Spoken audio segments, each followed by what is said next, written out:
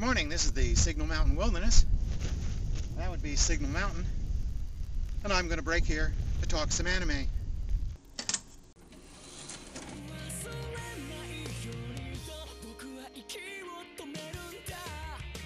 Towards the Terror was a manga serial started in the 1970s by Keiko Takemiya. In 1980 it spawned a sci-fi anime theatrical movie, and it's recently been adapted again into an anime TV series.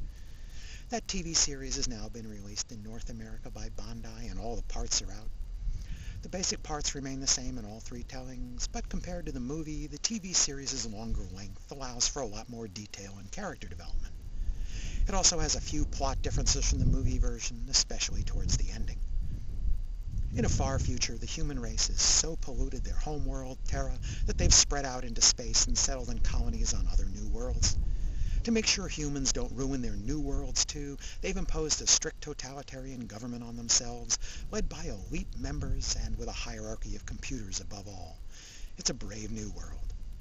But even though the new humans are now grown in test tubes and raised by non-biological adoptive parents, there's a persistent mutation swimming in the human gene pool, a subspecies of psychically powered humans called the Mu.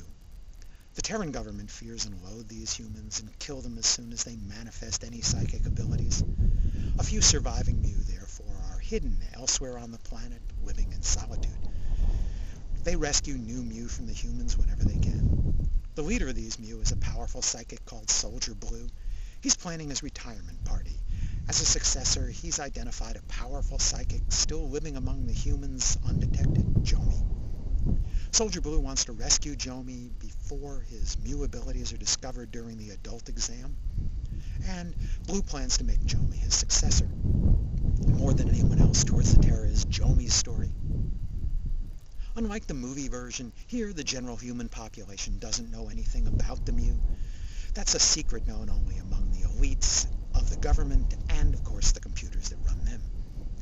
Jomi isn't sure what's going on, but after meeting some of the Mu and experiencing their invasive telepathy, he's sure he doesn't want to be one of these monsters either. One of the problems I had with the movie was the seeming speed with which Jomi adapted to his sudden revelation that he's a psychic, and the sanguine response of the Mu that a total stranger was going to be their new leader. Here, both these questions get a little more time to decant before Jomi takes on the leadership as Soldier Shin. 何がそんなに悲しいの？ママ？頭の中そのことでいっぱいだね。ママって何？やめろ！人間なんかに騙されるな。ソルジャーに選ばれたって言っても人間は人間だ。ミュウに化けおったってそうはいくか。僕は人間だ。だったらさっさと出ていけよ。 Meanwhile, in the much larger human society, Keith Onion is one of the elites, an up-and-coming leader type. Even as a young cadet, he was marked as something truly special. The mother computer is going to groom Keith Onion and help him develop his talents to lead the humans toward their goals. Again, because the TV series allows for so much more time, we actually get to know half a dozen characters among the humans, including Jomi's adoptive parents, his old childhood friends, Sam and Suena, Keith Onion's taunting nemesis, Shiroi, and later Keith's unusual aide and sidekick, Maka. During the series, the Mu will escape the human colony area and disappear out into space, hoping to be free of the humans. The Mu create a settlement on an abandoned planet they name Nazca and set about raising a new generation.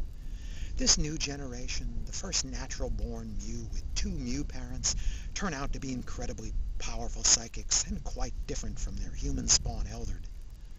The humans, for their part, refuse to give up the hunt to exterminate the Mu, and they rout into space looking for them. These two cultures are doomed to collide once again. The TV series has time to look at the conflicts among the generations of the Mu, from Soldier Blue's old friends among the elders, whose goal has always been to get to Terra, to the young members of Jomi's generation, and finally those young Turks born after the Exodus, led by Tony, who was born on Nazca. Also, the blind Mu seer, Physis, has time to develop her role too. The movie really didn't know what to do with her other than involve her in a few conversations and show her as an enigmatic figure in the background quietly turning over tarot cards. The series also has time to look at disagreements among the humans. In spite of the computer dictatorship, Keith Onion has differences with the views of the Terran military. Besides, the elite status of Keith Onion that inspires incredible loyalty in some also has inspired resentment in some of the others.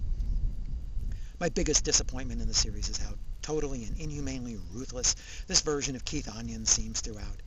In the movie incarnation, he certainly wasn't deep, but he had some redeeming qualities and some introspection to him. Here he seems coldly one-dimensional. Still, the TV series makes excellent use of all this extra time and provides for a much more multi-dimensional story and a lot more characters of interest. The series spans many years and 3 generations of Mew, so some of our younger characters, such as Jomi and Keith Onion, will get to age and change as the series progresses. This time we get a chance to know several of these characters from several generations, and we even come to care about many of them, even some of those that arrive late in the series. 火力を前方に集中させろ。ミュウのシールドにも限界はある。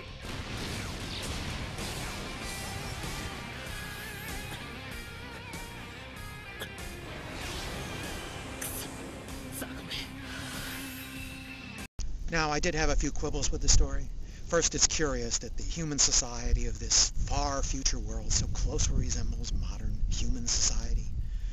They ride in cars, use bicycles, skate on rollerblades, wear contemporary clothes, cook in very familiar-looking kitchens, and watch flat-screen TVs. I suppose the old Megazone 2-3 explanation applies, that was just the ideal time for human happiness, so the computers stuck with it. Early on, the series makes a point that the Mew converse among themselves via telepathy, but as we move on through the series, they more and more flap their lips just like humans. One of the things I mentioned when I discussed the movie was that I was happy the characters didn't suddenly sprout new superpowers. Well, in this TV series, when some of these Mew get angry, they can really uncork some massive destruction. My biggest complaint was the ending. The series does have a climax, but to accept it as a true ending to the story, you have to make some really simplistic assumptions. The final credits are still rolling when you find yourself asking the question, well, what happens next?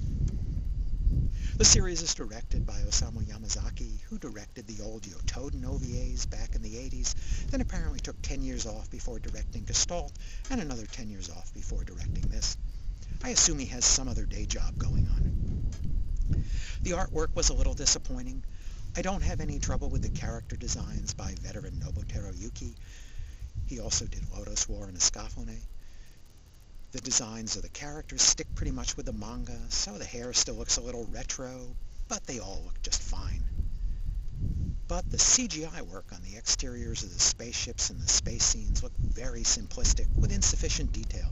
Mostly they just look like shiny plastic toys or old video games. That's not too bad by itself, but it doesn't match the style of the character art and the interior artwork, so it jars the eyes when they appear and reminds you you're watching a cartoon again. I don't know if it's unfair to compare the animation of a theatrical movie with a TV series if the movie is actually 30 years older than the TV series, but visually I still prefer the movie. However, that can't make up for the benefit of the expanded storyline of the modern TV series. So I give Towards the Terra TV show 4 stars. If you have the time for 24 episodes of the series, this telling will give you a deeper and more complex story than the movie. Bandai has released Towards the Terra in North America on 6 DVDs with English subtitles, but no dub, at least so far. I guess they don't see this space opera as a big seller or candidate for TV distribution. That's fine, the DVDs are cheaper than most, and maybe they'll add a dub later. As an extra, they've spread an interview with manga creator Keiko Takamiya across all 6 DVDs, about 40 minutes in total. She doesn't offer a lot of insights into Towards the Terra, but since she was one of the very early female manga creators in Japan back in the 70s, she had some interesting historical comments to add if you're into that sort of thing. Thanks for listening.